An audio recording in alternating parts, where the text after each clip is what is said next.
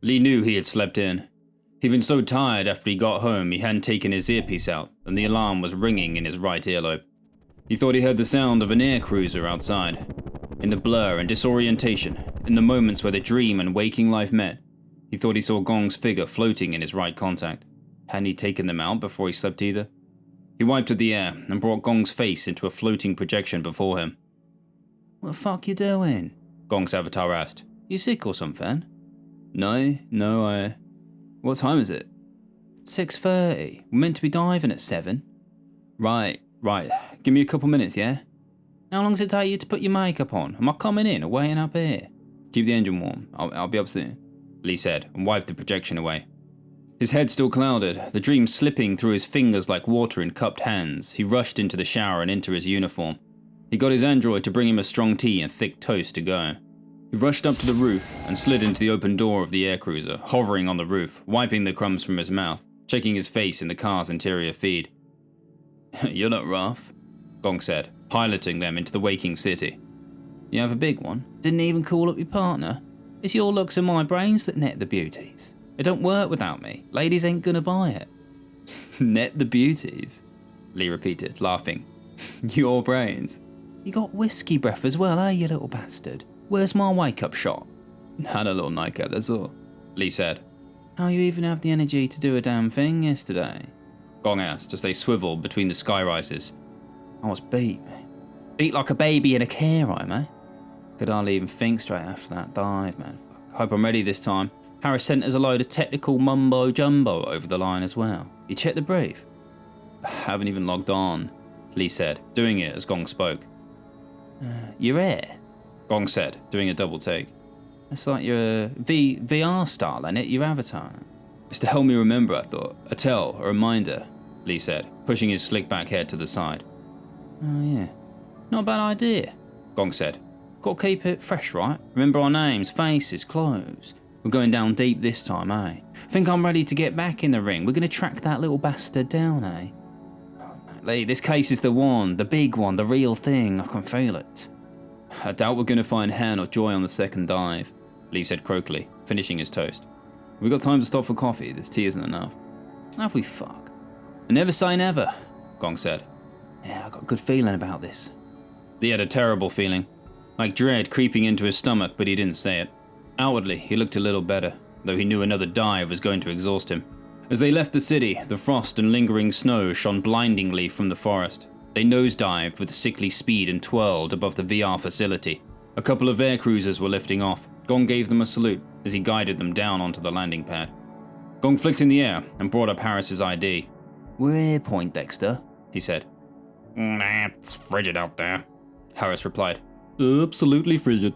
I'll meet you inside. Same pod as yesterday, gentlemens." They made their way down through the flurry of technicians and equipment, the facility bustling with an even greater intensity than the day before.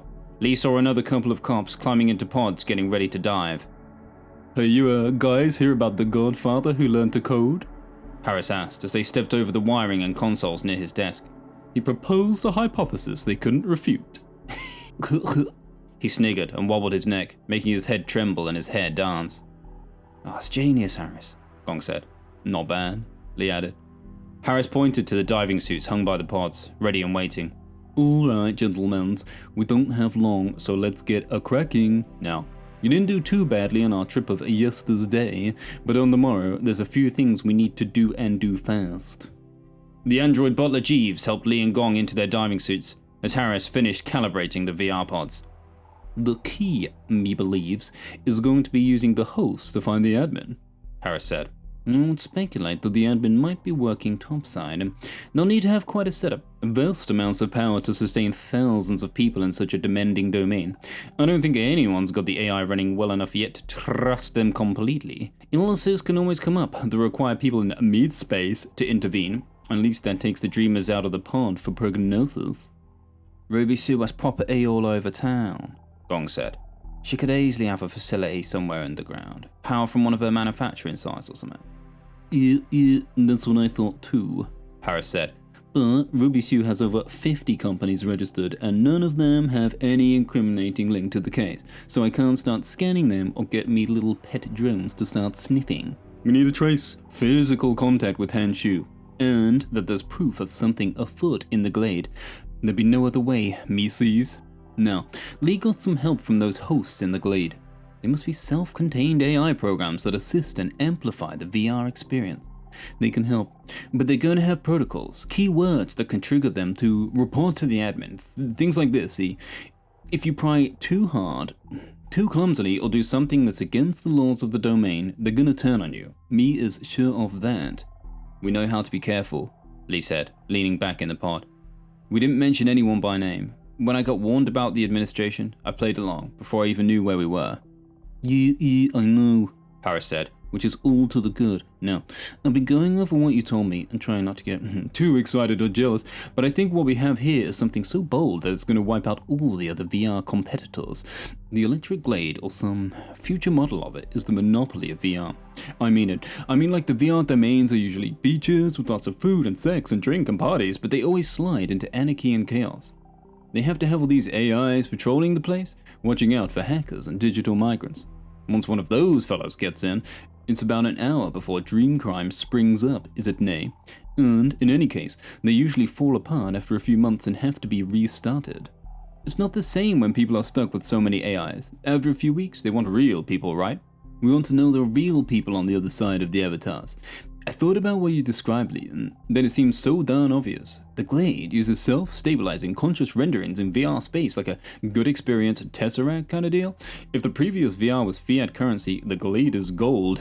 It lasts. The Glade experience is a living, evolving, personalized story with characters, plotlines, twists, and developments. Look, it didn't just bring you back as some PI and you went to a bar and carried on with normal life till you drank and found a lady like every other VR domain. You had a client, work, difficulties, money you didn't need but filled out the world building. It even rendered you an adversary. I doubt that bar you visited, the Blue Moon, even existed before you went down there. I don't think the Electric Glade is just some rendition of yourself in an ideal form.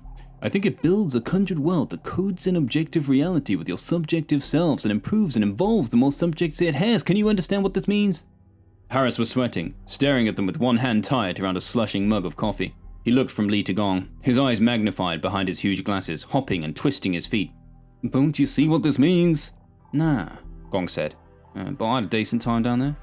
This is a self-evolving VR domain that is coded to the equilibrium of the ultimate reality, Harris said intensely. It will even create pain and hardship when necessary and embody them in your experience. This is what we've been searching for these past few years. Why do the VR domains only seem to work for a few months? Why are they always flooded with digital migrants? Why can't anyone keep a community together and build something long-term? We tried domains in an imitation of what people thought they wanted. We tried giving ourselves everything and it made us sick. Then, when the AI coded itself to prevent crime and harm, we got a suffocating bore. There wasn't enough freedom. People bailed and found another domain. But when we let everything rip and built some kind of hedonistic rave, it was a dream crime fest that never lasted longer than a few days. We've been trying to code this balance of chaos and order to mimic a world that everyone wants to be a part of, which promises something new every day, which has peaks and valleys and hopes and despair, which is as flawed as humanity but has real meaning. This is the Electric Glade. The Glade. What is a glade? Like a forest? Gong said. No, it's not, Harris said, increasingly frustrated, taking out his fidget and twisting it madly. A glade is a clearing in a forest. The forest is the darkness, the adventure, the thrill, the chaos, but the glade is the oasis, the stability, the order. It's the promise of sunlight on a midwinter's day. Harris was becoming increasingly jittery and beginning to pace. I'm really glad you're so taken with all this, Lee said. You sound as inspired as Ruby Sue, but I think we should remember why we're here. This domain you admire might be the prison where a psychopath is dragging down his victims. I know, Harris said, and I haven't forgotten.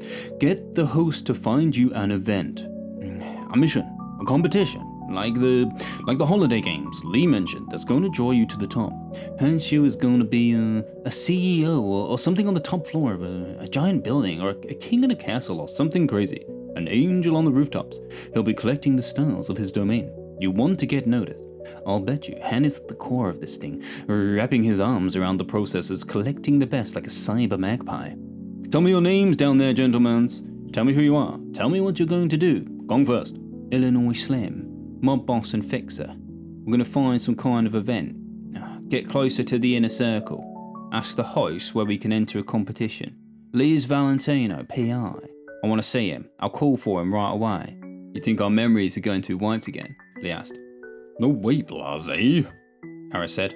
Yeah, still don't get it. The Glade is linear, progressive. It scales up sequentially. This is no one-night stand. It's a marriage.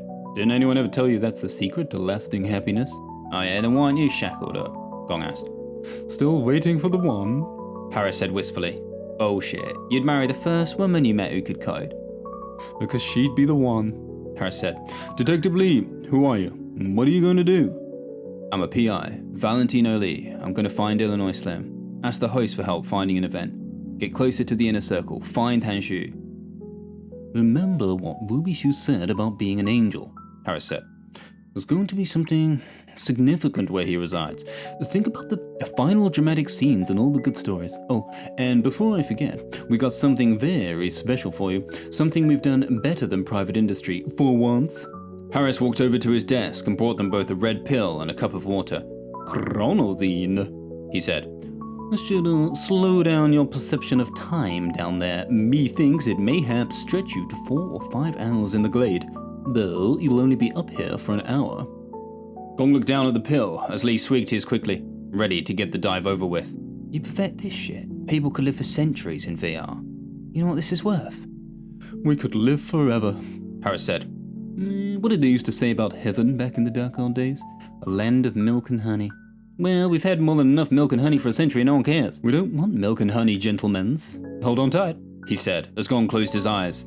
What do we want? Lee asked, feeling the fatigue of the last dive and the dream all spinning together and the sinking feeling that he was about to plummet intensify. Whatever's down there, Harris said. He stepped over to zip up their faces. Lee was falling. He was falling and there were no guardrails. He was falling. The pod door was closing. It was dark. Darkening. Darker. Darkest.